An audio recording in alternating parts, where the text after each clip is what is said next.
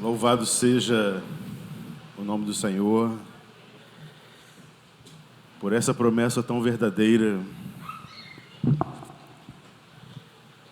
A promessa que Ele virá buscar a sua igreja, a igreja do Senhor, que não é uma placa, nem um CNPJ, mas são homens e mulheres fiéis ao Evangelho, verdadeiramente transformados pelo poder da palavra do Senhor. É isso que nos conforta e nos confronta todos os dias. É esta bênção maravilhosa.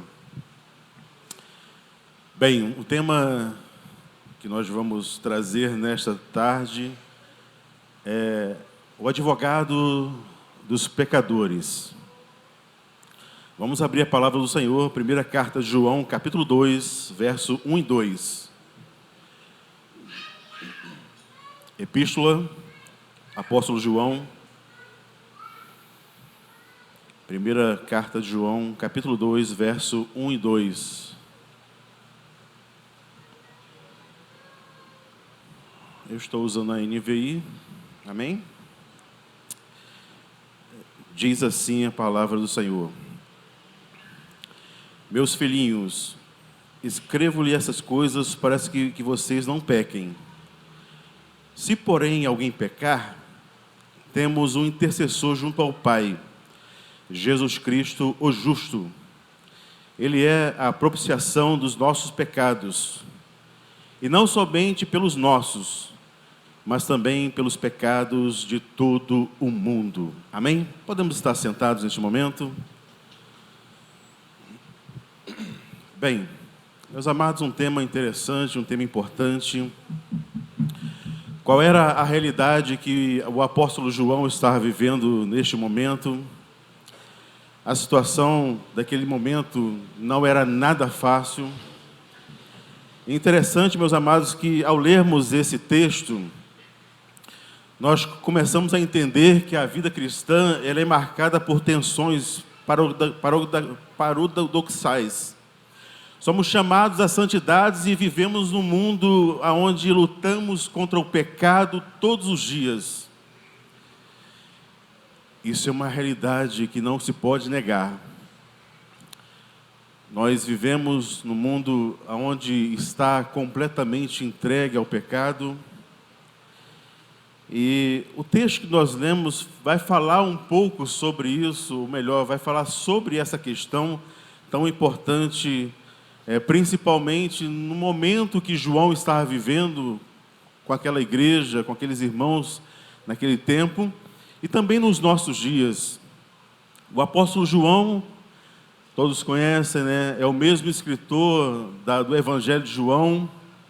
Ele é conhecido pela proximidade de Jesus, por ser um homem que estava sempre perto de Jesus. As maiores experiências que Jesus viveu no seu ministério, estava sempre presente Pedro, Tiago e João. Então era um homem que ele é conhecido como um apóstolo do amor, pela sua proximidade, e aqui a história diz que ele estava numa idade avançada, mas ele usa uma palavra muito peculiar para aqueles irmãos que estavam ali. Ele usa uma palavra que se dirige àqueles irmãos como filhinhos amados. E ele não está, meus amados, escrevendo para condenar aqueles irmãos, mas ele está escrevendo para proteger, não para desanimar, mas para fortalecer o coração daqueles irmãos que estavam vivendo uma das situações mais difíceis daquela época. Além das perseguições que eram intensas sobre a igreja daqueles dias, as heresias com relação a muitos que se levantaram naqueles dias, trazendo heresias, principalmente o gnosticismo, que era algo que se levantava naqueles dias que eles negavam completamente a humanidade de Cristo. Então imagine que João, um apóstolo de Jesus, um homem que viveu com Jesus, que viu os milagres, que viu as maravilhas, ele não podia negar de forma alguma tudo aquilo que ele viu e ouviu diante dos seus olhos. E é esse o confronto que aqueles irmãos estavam vivendo. E era essa a dificuldade que aqueles irmãos estavam vivendo. A heresia gnóstica, ela negava a realidade do pecado e principalmente a humanidade de Cristo. No conceito gnóstico, eles não acreditavam que Jesus veio, como Deus, gerado pelo Espírito Santo, que houve um tempo o seu ministério aqui e voltou ao trono do Pai. Não entrava na cabeça dos gnósticos. Então isso, meus amados, era uma grande dificuldade. Então João, ele estava vivendo exatamente esse extremo confronto. De um lado, aqueles que se levantavam contra, e de outro lado, ele falando para aquela igreja a não se comprometer com aquilo que era a mentira que eles estavam pregando. Meus amados, nos nossos dias não é diferente. Nós vivemos extremos e a função da igreja bíblica é pregar o evangelho genuíno, o evangelho de confronto, o evangelho que luta contra o pecado, é mostrar que realmente existe um equilíbrio entre aquilo que Deus falou e aquilo que o mundo tenta colocar no coração do homem. São grandes extremos que a palavra nos fala. Então, nesses 2 versículos, nós podemos observar que existem 3 verdades fundamentais que são base para a nossa vida espiritual. A primeira, o propósito de Deus. Ele fala que para que nós não venhamos pecar. Conselho, não é um conselho da igreja, não é um conselho do pastor, mas é um conselho do próprio Deus, Criador de todas as coisas. Então ele fala, não pequemos. A segunda verdade nesse texto que lemos é a provisão de Deus. Ele fala claramente que se você pecar, nós teremos um advogado. E a terceira é o alcance, que é o alcance da provisão que é para todo mundo. E meus amados, nós entendemos perfeitamente que o evangelho genuíno, o evangelho não é uma licença para pecar. Infelizmente, nós vivemos num mundo secularizado, aonde tem distorcido as verdades de Deus, aonde não tem trago o conforto do evangelho. Então é muito mais fácil não pregar contra o pecado, mas não é esse o compromisso que nós temos. Nós temos um compromisso com o evangelho. Então o evangelho, meus amados, não é licença para pecar, mas é o poder de Deus para nos libertar de todo pecado. Bendito seja o nome do Senhor. E no versículo 1, na primeira parte, diz assim: meus filhinhos, escrevo-lhe essas coisas para que não pequem. Meus amados, como já falamos, ele usa uma expressão filhinhos, não é apenas um título formal, mas revela o coração pastoral, O apóstolo João, ele tinha uma peculiaridade muito interessante. Ele era chamado de apóstolo do amor, porque ele tinha esse cuidado com o seu rebanho. Então ele revela o coração pastoral, o cuidado e o zelo para com a igreja. Então ele tinha aproximadamente 90 anos quando ele escreve aquela carta. Então ele quer tratar não como um pai injusto, mas como um pai amoroso que trata os seus filhos. Então, meus amados, João aqui, ele não está condenando, mas ele está cuidando. Ele usa o termo filhinho, e ele não está escrevendo como um juiz severo, como um juiz irado, mas sim como um pai amoroso. E no texto que lemos, nós podemos ver o propósito preventivo da palavra do Senhor. Quando falamos de um propósito preventivo, é aquilo que a palavra de Deus produz no meu e no seu coração. Então ele produz o quê? O objetivo é muito claro nessa pequena parte desse texto. O objetivo é para que vocês não pequem. Meus amados, este é o padrão de Deus. É o padrão daquele que é suficiente, daquele que é eterno. Então o padrão de Deus é esse: não pequem. Ideal para os seus filhos. Meus amados, a vida cristã, ela não é caracterizada pelo pecado habitual. O crente, ele pode cair, mas ele não vive caindo. Ele pode tropeçar, mas ele não vive tropeçando. O pecado, meus amados, ele não é mais o seu Senhor. O nosso Deus é o Senhor da nossa vida. Então, meus amados, a santificação não é algo opcional. Infelizmente, nós vivemos uma realidade controversa no mundo que vivemos. Então, como já falamos, a graça de Deus não é licença para pecar, mas é poder para vencer o pecado. Então, quando tomamos conhecimento da palavra de Deus, é como um antídoto preventivo contra o pecado.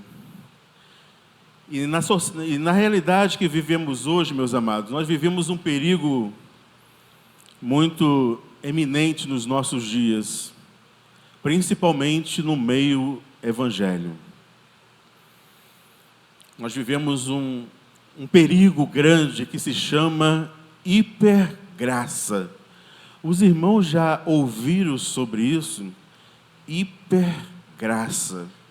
Mas, pastor, o que é isso?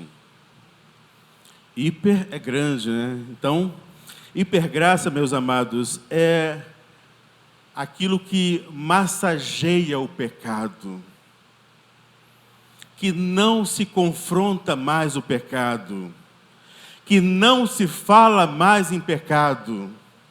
Então, é uma interpretação que maximiza o grande amor de Deus. Então, focando intensamente na obra de Cristo. E muitas vezes eles negligenciam o pecado, o arrependimento e o temor ao Senhor. É uma realidade que nós vivemos hoje. Então, quais os fatores da hipergraça que se prega hoje? Ela é um amor incondicional extremo, como se pudesse dizer assim: vem como estais e permanece da mesma forma. Meus amados, não é o padrão bíblico daquilo que o Senhor nos ensinou. O padrão bíblico que Jesus nos ensinou é extremamente contrário à realidade que o mundo, ou a sociedade, ou o evangelho dos nossos dias está pregando. A primeira pregação de Jesus, quando começou o seu ministério, qual foi?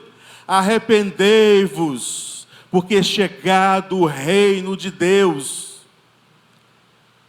João Batista, pregando ali aos fariseus: raça de víboras, quem vos ensinou a fugir da ira vindoura? Então a hipergraça, meus amados, ela é um padrão contrário àquilo que é a vontade de Deus para a vida do homem. Então o homem começa a achar que está tudo certo, que ele pode viver pecando, que ele pode viver uma vida sem transformação, que está tudo certo. O pecado não é mais uma doença mortal, mas agora o pecado é um problema que vai ficando sem tratamento. Então a hipergraça, meus amados, ela é exatamente isso. Ela foge daquilo que é o contrário, daquilo que é a realidade bíblica que nos ensina. Então eles negam o pecado, eles negam a confissão de pecados, não precisa confessar pecados, está tudo certo. Você pode viver da vida que você está vivendo. Meus amados, não é isso que o Evangelho tem a nos mostrar. Não é isso que o Evangelho nos dá. Então a primeira coisa que o Evangelho faz na vida do homem é confrontar claramente a sua realidade. O quão pobre nós somos e pecadores, o quão miseráveis somos diante de um Deus eterno e poderoso. Aprove a Ele nos chamar para a sua presença, mesmo vivendo dentro dos nossos pecados e dos nossos delitos. Louvado seja o nome do Senhor. Mas a palavra, ela vai tratando o nosso coração. Não há confronto. Então, sem citar nomes, né? Os irmãos já ouviram por aí, o fofinho de Jesus, né? Você é a coisa mais importante de Deus. Meus amados, nós somos pobres, miseráveis, pecadores, precisamos da graça de Deus todos os dias.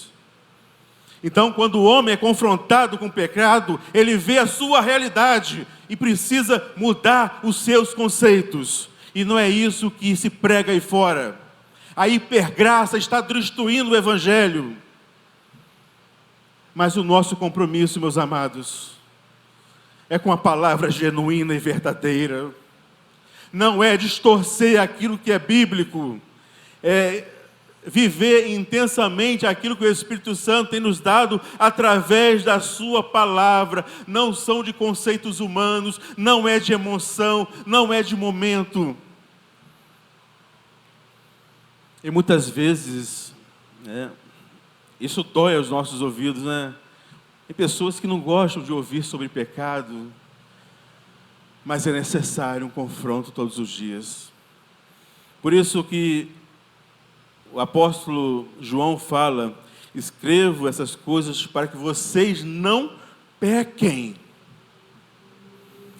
Então, meus amados, a partir do verso, a segunda parte do verso 1 diz assim: escrevo para que vocês não pequem. Aí ele fala: se porém alguém pecar, então ele fala, meus amados, que da realidade da vida, do pecado na vida cristã. Então, ele acaba de dizer para não pecarmos, mas se porém você pecar, ele não está dizendo, meus amados, se pecarmos continuamente. Ele está dizendo se nós pecarmos eventualmente. Então, meus amados, o verbo indica um ato específico. Então, pastor, nós não pecamos? Pecamos. Falhamos. Mas quando somos corrigidos pelo Espírito Santo e pela palavra, nós não voltamos aos nossos erros, às nossas falhas. Então, o verbo indica um ato específico e não um padrão de vida. Isso nos livra, meus amados, de dois extremos extremamente perigosos que nós vivemos nos nossos dias. É o perfeccionismo, achar que nunca mais pecaremos depois da nossa conversão ao Evangelho. É isso que a graça, a hipergraça diz. Você agora se converteu, você agora, né, não precisa confessar mais pecados, está tudo certo. Meus amados, a vida cristã, ela não é isenta de quedas, mas também ela não é caracterizada pelas quedas. A palavra diz claramente, né, diz assim: se porém alguém pecar, nós temos o quê? Nós temos um intercessor. Louvado seja o nome do Senhor. O homem não é autossuficiente. Ele não é super-homem. Ele precisa. Se por acaso, se eventualmente eu pecar, nós temos um intercessor, nós temos um consolador, nós temos o advogado, louvado seja o nome do Senhor. Por isso o tema da mensagem de hoje, advogado dos pecadores. A palavra paráctos, meus amados, ele tem exatamente essa questão, ele significa exatamente isso, intercessor, consolador e advogado. O próprio João, apóstolo João, em João capítulo 14, ele fala desse consolador. Ele diz assim, eu rogarei ao Pai, Evangelho de João capítulo 14, 16. Eu rogarei ao Pai e Ele vos dará outro consolador. Ou um intercessor, um advogado, para estar convosco, Ele falando com a igreja ali. Então, meus amados, isto é interessante, o porquê que João coloca a figura de um intercessor. Numa corte marcial militar, era a pessoa que ficava ao lado daquele que tinha sido acusado. Então, por isso que ele usa esse termo advogado, ou intercessor, ou consolador, para dizer que aquele que estava sendo julgado, ele não estaria sozinho no seu julgamento, mas estaria alguém ao seu lado. E é exatamente isso, meus amados, que João está dizendo. Então, Paulo escreve, sobre a mão direita do Senhor, intercedendo por nós, em Romanos. João revela que Jesus é o nosso advogado celestial. Ele intercede junto ao Pai. E o Espírito Santo intercede por nós com gemidos inexprimíveis. Então, meus amados, a palavra diz assim, João não está dizendo podemos ter um advogado, ou talvez tenhamos um advogado, mas ele fala assim, nós temos um advogado, nós temos um intercessor, porque ele usa o tempo presente. Então, é a nossa defesa garantida. E ele usa também uma palavra, nós temos um intercessor junto ao quem? Junto ao Pai. Não junto a um juiz severo, junto a um Deus irado, mas diante de um Deus maravilhoso, um Deus provedor, um Deus abençoador. Bendito seja o nome do Senhor. E nós vemos que João continua dizendo que aquele intercessor, que aquele advogado, ele tem qualificações. Nós temos hoje o advogado criminalista, o advogado trabalhista, tantas outras situações, mas ele fala que Jesus, o nosso advogado, é Jesus Cristo, o justo. Jesus Cristo, o justo, ele está dizendo que Jesus, Yahvé salva, ele está dizendo que ele conhece a fraqueza do homem, ele conhece a nossa fragilidade, e é por isso que ele usa o nosso advogado. Ele é Jesus, ele é Yahvé, ele salva, ele sabe das nossas fraquezas, ele sabe das nossas limitações. Esse advogado também, ele tem um título de messiânico, porque ele é Cristo, ele é ungido, ele é escolhido de Deus. E também fala que ele é justo. Enquanto vivemos numa sociedade onde a justiça está indo de mal a pior, a qualificação do nosso advogado é justo, é fiel, é verdadeiro, é o Senhor Todo-Poderoso. Interessante, meus amados, que ele não defende pecadores porque ele se simpatiza com o pecado, mas é porque ele ama os pecadores arrependidos. A grande bênção é saber que quando nós nos arrependemos dos nossos pecados, quando nós confessamos os nossos pecados diante de um Deus, Ele nos ama de uma forma incondicional. Bendito seja o nome do Senhor. Quem nunca ouviu essa frase? Deus odeia o pecado, mas ama o pecador. Eu já falei algumas vezes, né? Mas, meus amados,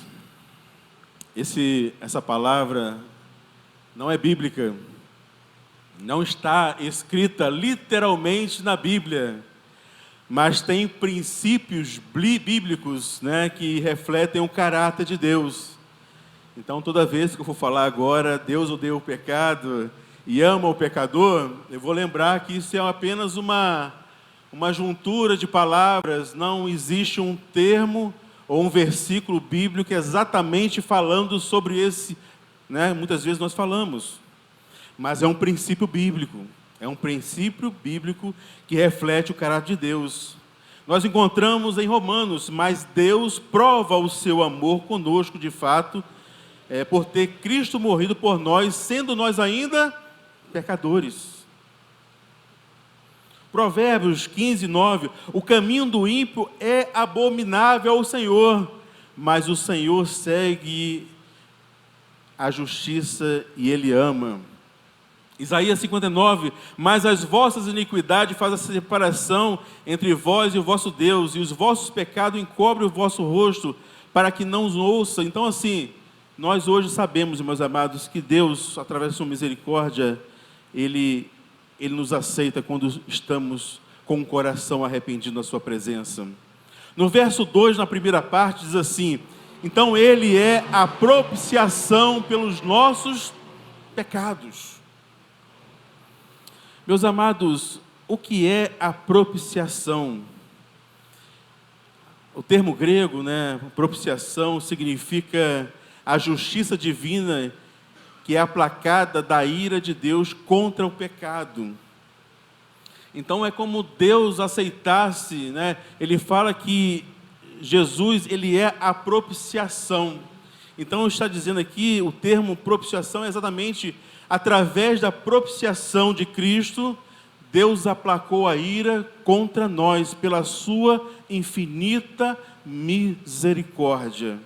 Então, os sacrifícios do Antigo Testamento, né, nós vemos ali que o sangue era oferecido pelo pecado do povo. Então Cristo é o nosso sacrifício definitivo, providenciado por quem? Pelo próprio Deus, aceito como oferta perfeita, como oferta vicária. Então isso mostra o amor de Deus soberano, que enviou seu Filho para morrer por nós, pecadores, miseráveis. Então em Cristo Deus mesmo Ele provê um meio de satisfazer a sua justiça. Meus amados, Jesus não apenas realiza a propiciação, Ele é a própria propiciação perfeita, Ele é o fiador, Ele tomou sobre si toda a penalidade da lei, Ele é o sacrifício perfeito na presença de Deus. Então o texto nos reforça e nos mostra que é importante, que existe a necessidade da propiciação. Por que Deus fez isso? Porque não há bem algum na vida do homem. O homem é morto nos seus pecados e delitos. E Deus, pela sua misericórdia, Ele vê a necessidade do homem e envia Jesus para ser a oferta perfeita. Então, a natureza da propiciação, Jesus morreu de forma vicária, substitutiva, em nosso lugar, no meu lugar e no seu lugar. O pecado nos condenava à morte de cruz, mas Ele foi a propiciação perfeita pelos nossos pecados. Então, é exatamente isso, meus amados. Nós vemos que tudo vem de Deus para a vida do homem. Nada vem do homem. O homem não tem nada para oferecer a Deus. E é por isso que a nossa salvação é um ato monergista. É um termo difícil, mas vamos explicar. O que é monergista? Monergista significa que é o princípio, Deus é o único agente na salvação do homem, regenerando o homem do seu pecado e da sua situação natural. Nós não temos condição alguma de alguma forma, ajudar a Deus para nos salvar. Ele, por sua misericórdia, Ele nos salvou. O ato vem dEle, a salvação é dEle, tudo provém de Deus. Então o texto mostra claramente em Efésios 2:1, e Ele nos vivificou estando nós mortos em nossos delitos e pecados. Estávamos mortos, mas assim Deus nos vivificou através da sua misericórdia. Porque pela graça sois salvos, por meio da fé. E o texto diz o quê? Isto não vem de vós, é dom de Deus. É por isso que o termo monergista é exatamente isso. No teor, ele fala que Deus é o único agente na salvação, regenerando a alma sem cooperação humana. Nós não temos a condição humana de ajudar a Deus em alguma forma. Mas, pela graça sois salvos. Ele nos elegeu antes da fundação do mundo, sabendo que a vossa eleição, ela provém dEle. Então, o texto deixa muito claro, meus amados, que Ele é a propiciação, que Deus providenciou isso. Deus aplacou a sua ira através do seu Filho Jesus. Por isso que João fala, Ele é a propiciação, Ele é a expiação, Ele é a morte vicária, Ele é o substituto, Ele é perfeito, Ele é Deus, bendito seja o nome do Senhor. No verso, na segunda parte, diz assim, não somente pelos nossos pecados, pelos nossos, mas também pelos pecados de todo o mundo. Então o texto, meus amados, aborda o alcance do sacrifício de Cristo. O papel de Jesus como advogado para aqueles que nele confiam, creem. Então João aqui não está ensinando o universalismo, uma ideia que todos serão salvos. E muitas vezes, alguns têm um conceito errado. João não está dizendo aqui que todos serão salvos. Ele está dizendo que o sacrifício de Cristo, ele é universal em extensão. Alcança pessoas de toda raça, tribo, nação, nacionalidade, todos os povos, Oriente, Ocidente, o chinês, o japonês, o petropolitano, o carioca. Nós fomos alcançados, porque o Evangelho nos alcançou. Então o Evangelho, o sacrifício de Cristo, ele é universal pela extensão que ele proporciona. Então não é universal em sua aplicação. Ou seja, não salva automaticamente cada indivíduo sem exceção. O mundo inteiro refere-se à totalidade da humanidade sem distinção. E não cada pessoa individualmente. A aplicação, meus amados, ela é condicional. Embora suficiente a todos, ela é eficiente para quem? Para os eleitos, para aqueles que creram, para aqueles que se renderam ao Senhor, para aqueles que confessaram os seus pecados. Então, é eficiente para aqueles. Então, quando nós estamos aqui, o pastor Miguel falou muito bem, da importância de estarmos no culto, porque através do culto nós adoramos ao nosso Deus, porque nós cremos que estamos salvos na sua presença, nós cremos que vamos morar em novo céu, em uma nova terra, nós cremos que o Evangelho transforma a vida do homem, E é por isso que a palavra do nosso coração é de gratidão ao nosso Deus. E qual é a aplicação prática para nós? O departamento já pode subir. Qual é a aplicação prática, meus amados, para o nosso coração hoje, nesta noite? Então, o padrão de Deus, viva no padrão e não na exceção. Qual é o padrão de Deus? Não peque. Mas se porventura pecar, eventualmente, nós temos um advogado. Vá ao Pai, vá a Jesus, que Ele vai perdoar. E você não voltará aos seus caminhos tortuosos novamente. Então, o padrão de Deus é para que não pequemos. Então, a provisão é para não pecar.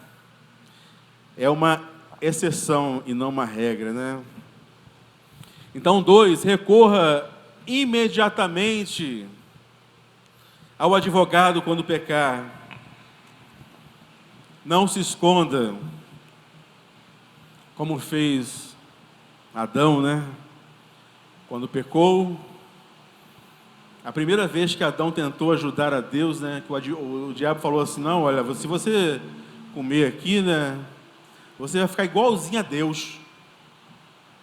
E o homem, achando que ia ajudar a Deus, meus amados, não temos nada para oferecer a Deus.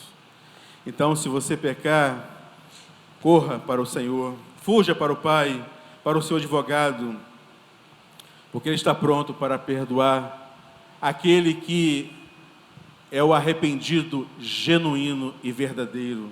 Não é se arrepender e voltar aos mesmos pecados. É uma transformação verdadeira através da sua palavra. Porque quando o homem ele não se arrepende, é remorso. Ele fez, volta a fazer. Isso não é transformação. Isso não é metanoia. Então, quando você pecar, procure ao Senhor. Ele está pronto para te perdoar. E descanse na suficiência de Cristo. Nós não vamos adicionar nada à obra de Deus. Não é por aquilo que eu faço, mas é por aquilo que Ele fez. Louvado seja o nome do Senhor. A nossa salvação não está atrelada àquilo que eu faço.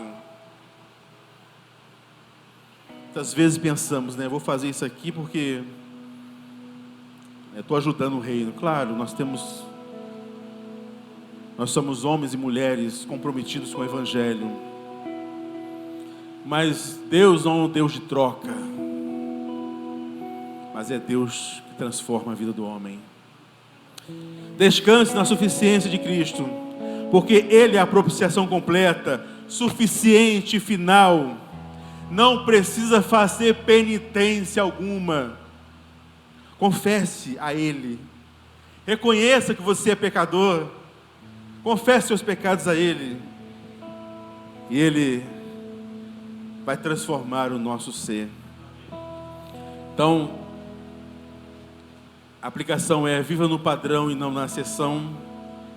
Corra aos braços daquele que é o advogado, o intercessor, o nosso Salvador. E descanse na suficiência de Cristo. E o texto, para finalizar, diz assim: o mesmo Cristo que odeia o pecado é o Cristo que intercede pelo pecador arrependido.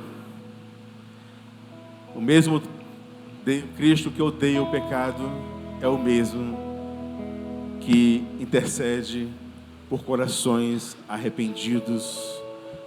E nós estamos aqui porque estamos arrependidos. E precisamos todos os dias. Se não for a Deus com a nossa vida, o que seria de nós? Estaríamos mortos. E é isso que nós merecemos. O homem merece a morte, porque não temos valor algum para Deus.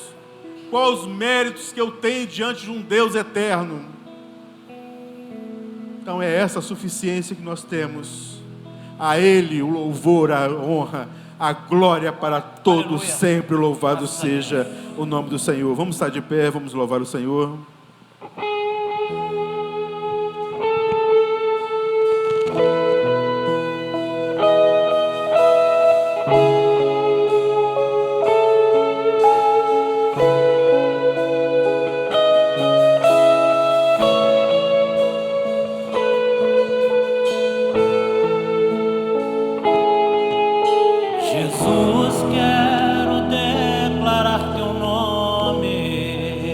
sua vida no altar do Senhor. Sobre toda mente e coração. Todas as suas mazelas, o seu pecado. Pois sei que existe paz em tua presença.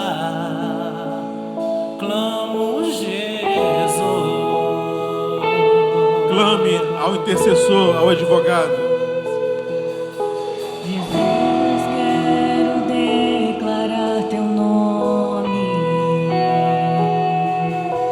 quebrando os vícios dessa geração.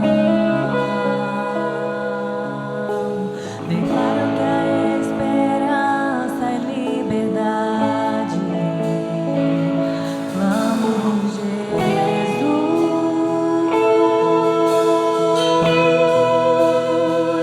Teu nome é cura, é poderoso. Teu nome é vida.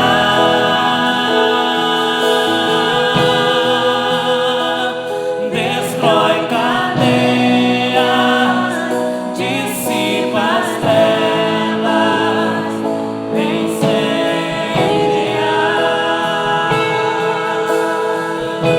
Glória a Jesus. Jesus, quero declarar teu nome sobre toda alma em depressão. Ansiedade e medo saiam agora. Clamo, Jesus.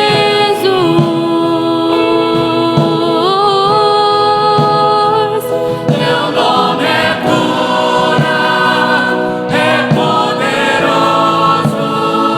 Teu nome é vida. Teu nome é vida. Destrói cadeias, dissipa as trevas, incendeia. Glória a Jesus. Teu nome é poderoso. Teu nome é vida. O teu nome é vida. Destrói cadeias, dissipa as trevas, incendeia.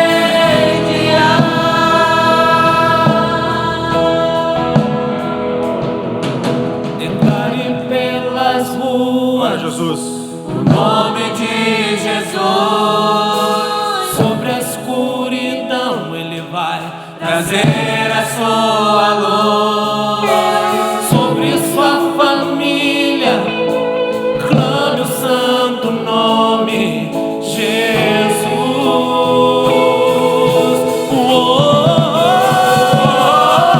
Declare pelas ruas o nome de Jesus. Sobre a escuridão ele vai trazer a sua luz. Sobre sua família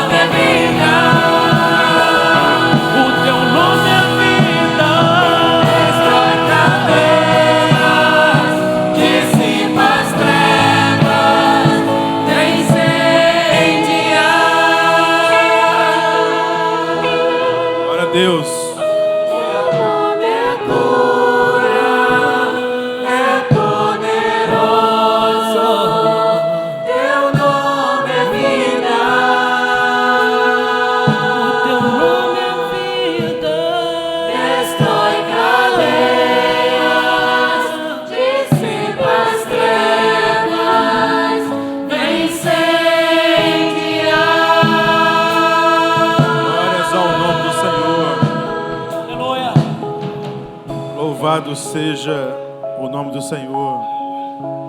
Meus amados, o conselho é o mesmo conselho para hoje. Filhinhos, escrevo essas coisas para que vocês não pequem. Se porventura pecar, temos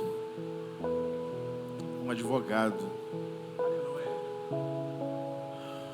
aquele que sarou as nossas feridas, aquele que não se poupou por amor de cada um de nós, não porque somos melhores ou porque há méritos em nós, muito pelo contrário, foi por misericórdia que esse Deus desceu dos altos céus, se fez homem, sofreu as duras dores, foi afligido, foi morto.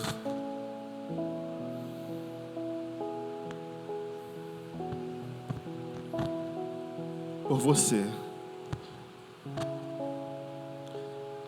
Por você. Por nós.